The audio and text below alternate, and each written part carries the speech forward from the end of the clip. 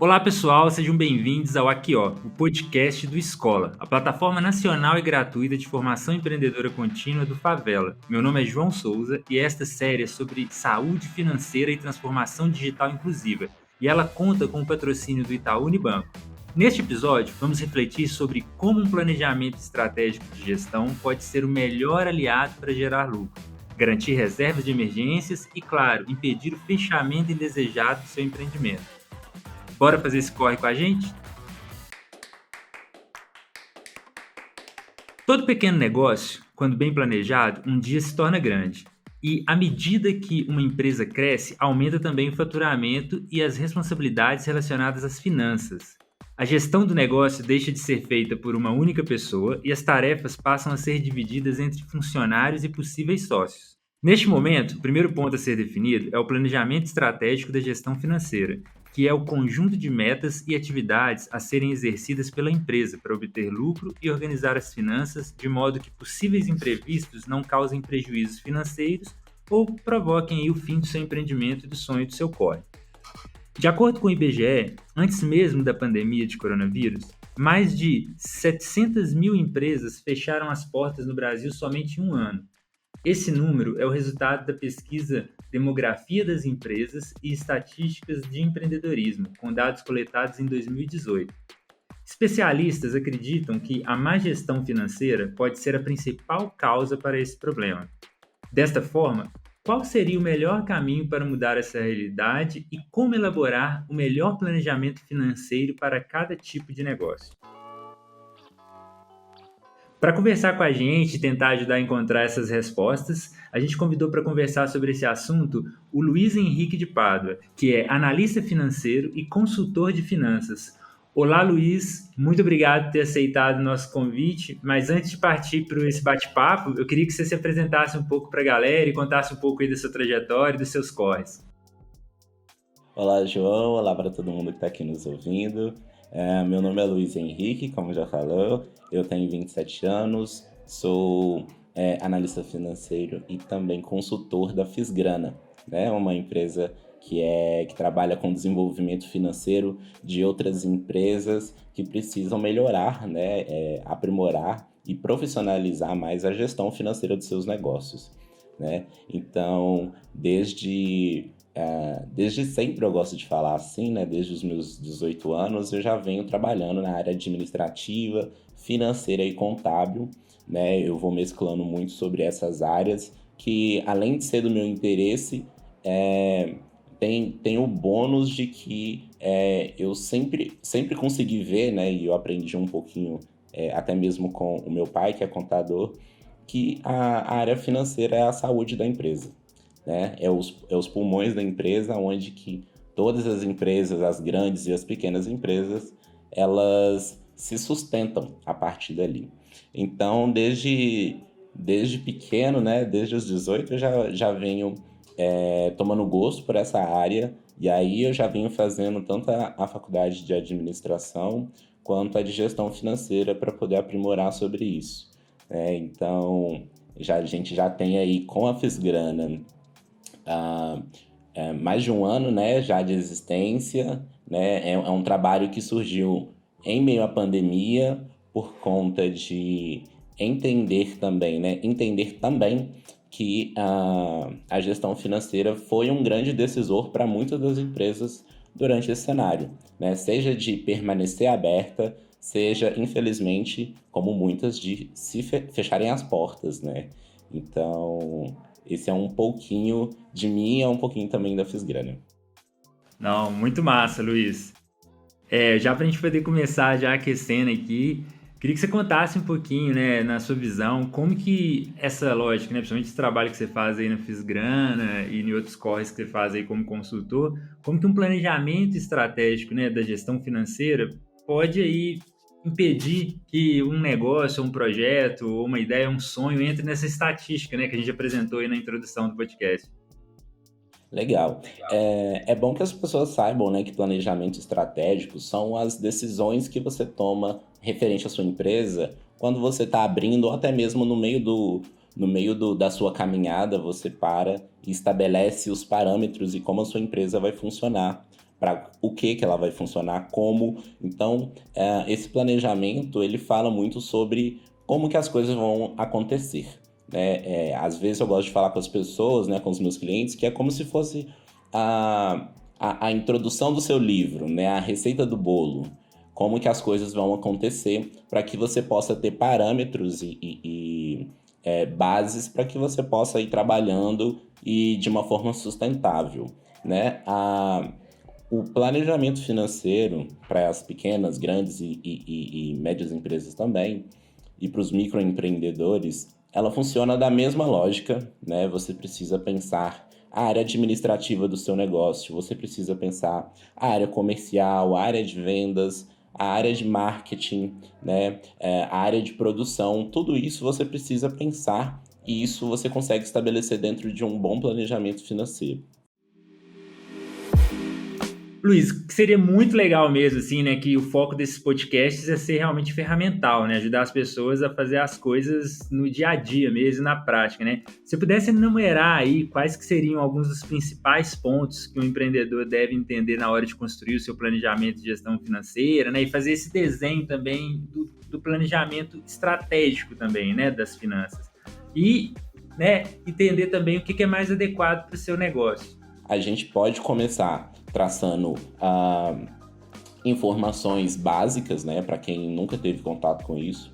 Pode começar se perguntando o que o meu negócio faz, para quem que é destinado, como que eu vou entregar o meu produto ou o serviço, né, para o meu cliente, né, quais ferramentas eu preciso para fazer isso acontecer e eu preciso de mais pessoas, senão como que eu vou organizar todas as minhas tarefas, as minhas atividades para fazer isso acontecer.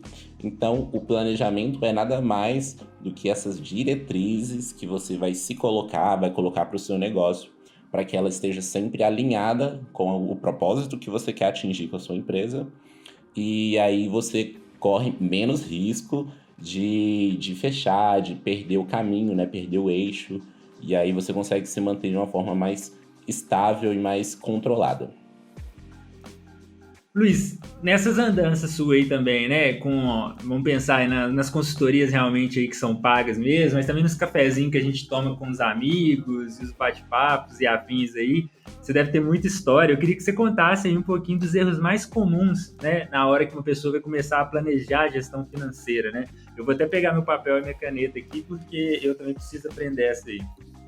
Perfeito, João. O que a gente consegue ver, né, que são alguns erros, alguns deslizes, né, a grande maioria são pequenos deslizes e outros são por um não conhecimento, né? Querendo ou não, a gestão financeira, que são atividades administrativas, nem sempre está acessível para todas as pessoas. Então, muita gente cai no erro, cai em alguns erros que podem comprometer a saúde financeira da empresa. E aí, com esse tempo que eu já tenho trabalhando, uma das coisas que eu tenho mais percebido é que o primeiro e o grande erro que eu falo que as pessoas cometem, os empreendedores cometem, é misturar as contas, né? Misturar a sua conta pessoal com a sua conta pessoa jurídica é o primeiro erro que você pode fazer. Por quê? Por mais que o seu negócio seja pequeno, que seja somente você tem que entender que o seu negócio é uma coisa à parte da sua vida pessoal. Uma coisa é você, CPF, e outra coisa é a sua empresa, CNPJ. Então é interessante, né? Eu brinco que talvez não seja nem interessante a palavra, mas é que seja obrigatório que todos os empreendedores tenham uma conta no banco que seja de pessoa física, a sua conta pessoal, e uma outra conta bancária pessoa jurídica, e ali você vai movimentar tudo que é referente à sua empresa, né? Essa é o primeiro grande erro que as pessoas cometem, porque acabam se misturando, né? Eu sou um microempreendedor individual, eu que trabalho, eu recebo, eu faço tudo. Muitas das vezes as coisas vão girando tão rapidamente, até mesmo sem controle, ali no dia a dia, né? Correndo atrás do pão, que a gente acaba virando, né, misturando as coisas. Então é interessante que a gente tenha esse olhar mais cuidadoso com o nosso negócio. Por quê? Por mais que o negócio seja seu, você precisa entender que as coisas são diferentes. E aí a sua empresa, ela tem que ter o seu próprio meio de se sustentar, o próprio meio, né, de ter os recursos necessários para que ela tenha e mantenha suas atividades abertas.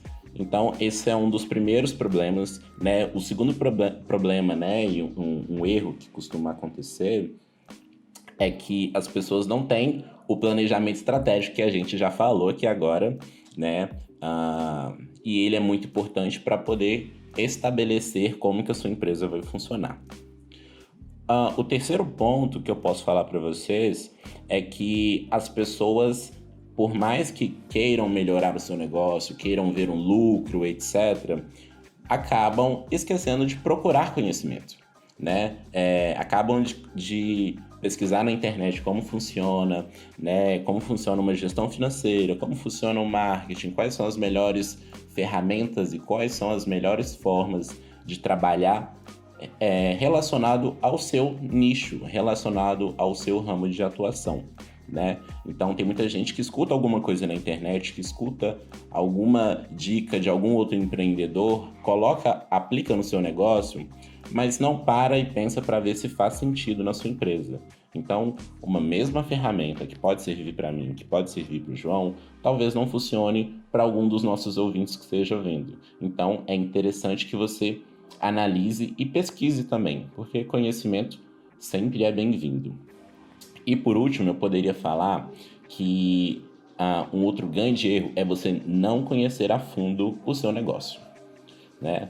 Eu sou uma empresa que, né, eu tenho uma empresa de uma gráfica, eu preciso entender tudo que compõe, né, a indústria da gráfica, né, como prestação de serviço, como indústria, né, as pessoas que estão ali em volta do meu negócio. Eu preciso conhecer todo esse ambiente para que eu tenha um maior poder de decisão sobre as coisas que acontecem e também que eu possa me prever caso alguma coisa aconteça no mercado.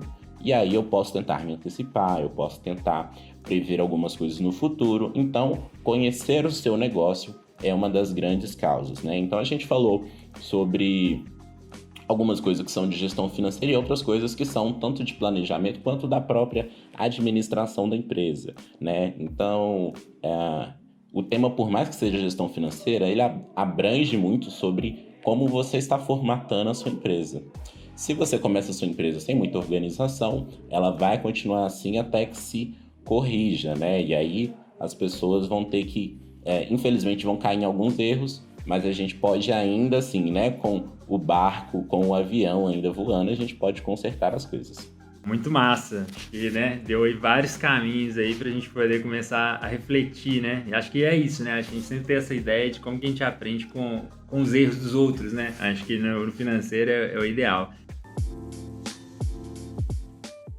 Já caminhando aqui, né, já para umas últimas questões que a gente tem aqui, uma coisa muito legal assim que a gente começa a pensar é que como que as pessoas às vezes começam a se aventurar nessa lógica de realmente pensar a parte financeira do negócio e começa até a adotar quase que um mimetismo, né? As pessoas, igual você falou, conhecimento nunca é demais, né? As pessoas às vezes buscam pouco conhecimento, começam a lidar com terminologias e afins que vão surgindo, sem realmente tentar entender o que elas significam na prática, né, no dia a dia, né? E alguns termos importantes aí para o mundo dos negócios que a gente trouxe aqui para poder pedir um pouquinho sua explicação, né? Acho que para você no seu dia a dia talvez seja até um pouco óbvio, mas acho que para a maioria das pessoas elas até falam sobre esses termos sem saber. Um deles é capital de giro, né? E o prolabore. E aí, se você pudesse, né, dar uma explicada assim, né, em miúdos, né, como diria a vovó, assim, para as pessoas entenderem um pouco o que é esse capital de giro, o que é o prolabore, né, o que significam esses termos e qual que é a função deles, né, na prática, no dia a dia. Se você também tiver algum outro termo também que você acha que é importante trazer, também fica à vontade, Luiz. Vamos começar falando sobre prolabore, que muitas das vezes é o que mais é interessante para os empreendedores, né?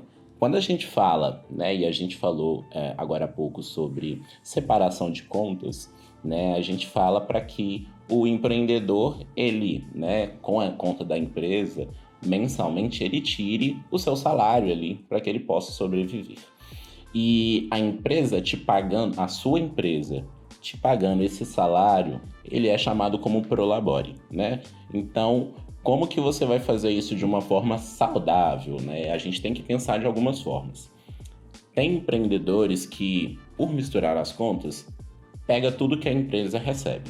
Não é o correto. A gente não tem que fazer dessa forma, porque assim a gente compromete, né, a curto e médio e longo prazo a nossa empresa.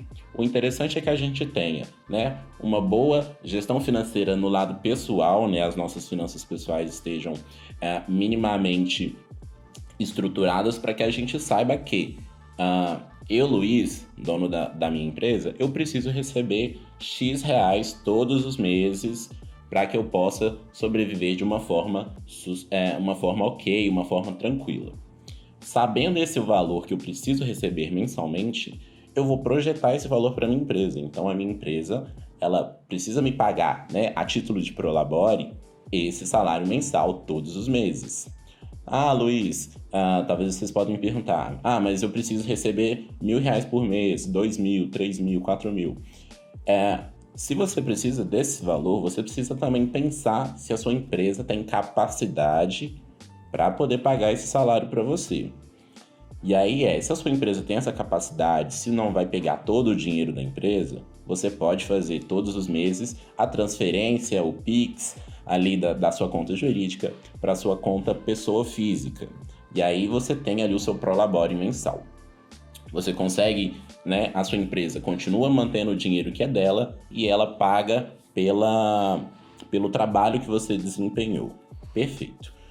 O outro ponto é que se o salário que você, né, almeja, que você acha que é o necessário para você viver, é muito alto para a sua empresa hoje te pagar, você precisa tentar escalonar isso. Olha, eu posso tentar receber um pouco menos agora, para que, melhorando a gestão financeira da minha empresa, melhorando a administração e os processos da minha empresa, a minha empresa possa faturar mais reais, né? Mais milhares de reais, para que, com o tempo, eu consiga ir subindo o meu salário, né? O meu prolabore, para que no futuro eu consiga atingir aquilo que eu quero. Então a gente sempre tem que tentar equacionar isso. Não é porque a sua empresa recebe pouco e você precisa de muito que você vai tirar todo o dinheiro da empresa. A gente tem que lembrar sempre que, se você tira todo o dinheiro da sua empresa, é aquela frase clássica, né, que os nossos avós também falavam, né, desvestir um santo para vestir outro. Você não pode tirar o dinheiro da empresa para colocar no seu lado pessoal. Por mais que as pessoas façam isso, muitas vezes tem pessoa que consegue ir levando, né, com o tempo, mas tem empresa que não. Chega um determinado momento que a empresa não tem mais capacidade para poder cumprir as suas obrigações e, infelizmente, fecha por falta de dinheiro. Então, a gente tem que sempre relembrar. Vamos equacionar. Se a minha empresa consegue pagar o meu salário, perfeito. No início do mês, me paga. Se não, a gente vai crescendo com o nosso prolabore mensalmente, semestralmente, anualmente, para que chegue ao ideal que eu preciso para viver e que isso não comprometa a minha empresa. E agora, do lado de, né, o nosso outro termo, né, que é o capital de giro, a gente tem que entender que é esse dinheiro que faz a manutenção da minha empresa mensalmente. Capital de giro, né, de uma forma mais simples assim que a gente pode falar, nada mais é do que aquele colchão que a gente vai ter na empresa que vai permitir com que eu possa pagar as contas dela esse mês, pagar os meus fornecedores e que, se ele for bem estruturado, ele pode me garantir mais um mês, mais 2 meses, 3 meses de funcionamento da minha empresa, caso eu não tenha um faturamento, né? Esse foi um dos grandes pontos, né, que as pessoas e os empreendedores sofreram bastante durante a pandemia, né? Então, desde o início, com o fechamento dos mercados, com o fechamento, né, lockdown, muitas das empresas não conseguiram vender e, por não ter um capital de giro, esse colchão que vai sustentar a sua empresa durante um certo tempo, fechou porque não conseguia mais pagar as contas. Então, a gente tem que tentar crescer, né, estruturar isso de uma forma que, no cenário ideal, o capital de giro ele tem que sustentar a sua empresa durante 3 meses, minimamente durante 3 meses. Se hoje a sua empresa não tem um capital de giro, ou tem um capital de giro pequeno, tente ir guardando ali mensalmente uma fatia ali dos seus recebimentos mês a mês, para que esse bolo, né, do capital de giro ele possa crescer e chegar ao tamanho ideal. Caso não, a gente precisa estabelecer as nossas regras. Eu vou receber, né, a minha empresa vai faturar todos os meses, eu vou separar X%, vou separar 1/3 dos meus faturamentos para poder construir o meu capital de giro. Então a gente tem que, na mesma lógica do Prolabore, a gente tem que fazer com o capital de giro, caso a gente não tenha. A gente recebe, né, dos nossos clientes, separa uma parte do valor e vai colocando ali numa conta bancária, ali à parte, ou vai deixando na mesma conta bancária, mas sem mexer, para que ele vá crescendo mês a mês até chegar a esse tamanho mínimo de que são os 3 meses, né? Se a sua empresa tem um custo mensal, seja folha de pagamento, seu Prolabore, né? Folha de pagamento para os seus funcionários, Prolabore, que é o seu, os pagamentos das despesas, né? Água, luz, aluguel, condomínio, etc. E também o pagamento dos fornecedores. Se você conseguir guardar 3 vezes esse valor, é o ideal para você ter a saúde, né, da sua empresa mais estável, mais estabilizada. Então você, se acontecer algum imprevisto, se você ficar um mês sem vender alguma coisa, você ainda tem recursos para se sustentar e aí minimiza a possibilidade do seu negócio fechar. Pô, muito massa, Luiz. Bom isso aí, né? Que além de trazer pra gente aí um pouquinho sobre esses termos também, você já trouxe também, né, dicas aí para se preparar para quando esses imprevistos, né, como foi o caso da pandemia aí, acontece. E claro, né, essa visão aí também de elaborar, né, esse planejamento, né? Acho que essa lógica cronológica que você trouxe aí dos 3 meses de sustentabilidade do negócio ficar guardado, isso é muito importante porque, né, para esses momentos, né, que as finanças aí não estiverem muito bem, a gente já tem aí.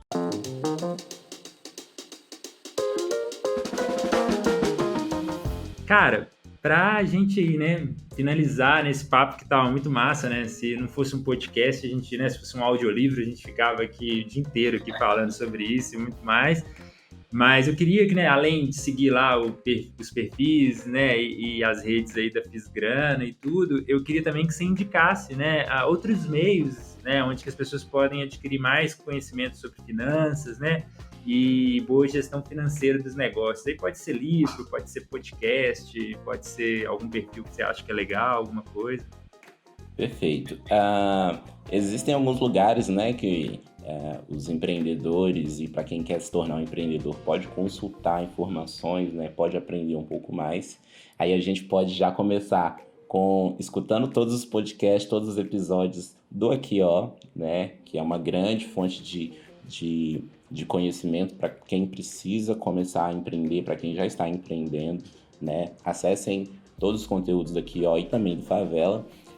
Vocês podem acompanhar aqui o nosso perfil, né? O @Fisgrana no Instagram, né? O nosso site está ficando pronto futuramente. Vocês também vão ter acesso a informações lá. E uma outra fonte, grande fonte, né? De conhecimento que vocês podem acessar e que é fácil de ser acessado é o site do Sebrae, né? O site do Sebrae é essa instituição que traz tanto cursos online gratuitos, alguns pagos, mas bastantes artigos e formas de como fazer que todos os empreendedores deveriam acessar, deveriam ter um pouco mais vamos dizer, compromisso de estar sempre ali olhando, né? O Sebrae, ele sempre traz estudos, ele sempre traz perspectivas sobre o seu ramo de negócio que você pode tentar se prever, pode tentar se precaver, dependendo do que tiver ali, né? Então, eu particularmente estou sempre ali olhando para ver se tem alguma atualização de algum curso, se tem alguma atualização de algum artigo que fale sobre algo interessante referente à minha empresa e até mesmo para artigos e informações sobre os meus clientes, né, para que eu possa também atualizar eles. Então eu deixo essa fonte, né?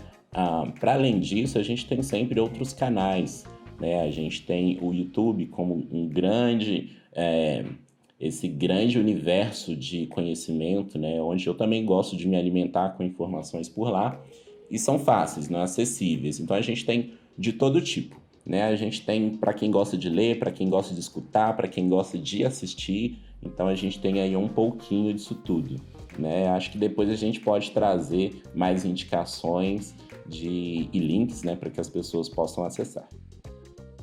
Não, muito massa. A gente vai querer sim poder compartilhar. Luiz, cara, primeiro, muito obrigado aí, né, por sua participação e poder compartilhar com a gente um pouquinho dos seus corres, um pouquinho também dos trabalhos que você faz, das experiências também. Né, valeu demais mesmo, né? Muito obrigado.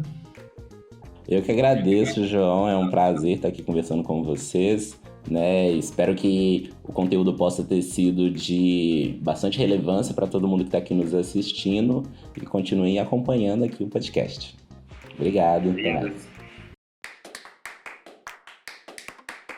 Gostou das dicas? Meu nome é João Souza e esse foi mais um dos produtos digitais do Escola. Este é o Aqui Ó. E nós estamos com a parceria, né, nessa edição do Favela com Itaú Unibanco. Fique de olho nos próximos conteúdos e até o próximo episódio.